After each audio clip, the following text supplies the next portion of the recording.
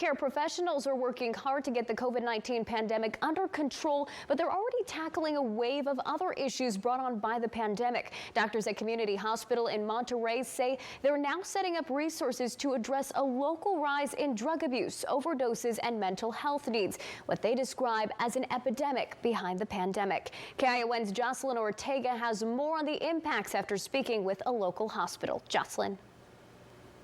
Dr. Casey Grover from Community Hospital in Monterey says nearly 84,000 overdose deaths were reported nationally in the last year, which he says is an uptick from previous years.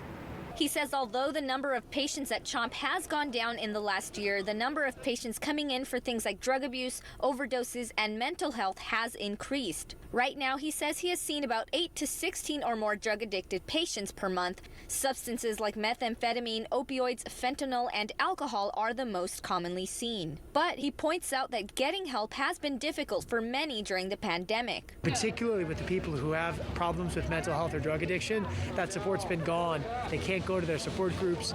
We've been meeting a lot in the last month about how do we kind of set our patients up to get better. Dr. Grover says they are currently hiring additional psychologists and social workers and are discussing building crisis stabilization units that will be dedicated to addressing mental health needs. But local health professionals say this issue is also extending to youth and teens. A behavioral health director at Watsonville says he has even seen a rise in suicides among them. The substance abuse is particularly troubling because the ways that we normally get referrals is through the students coming to school and referrals coming that way. With them not in school, we are actually seeing less referrals, even though we know the need is higher. Ochoa says these issues likely stem from stress and depression many say they experienced from having to stay at home during the pandemic lockdown. He says their objective at PVPSA is to continue doing outreach and making assistance more easily accessible, especially for those who may not be able to afford the care. We're having to place radio ads and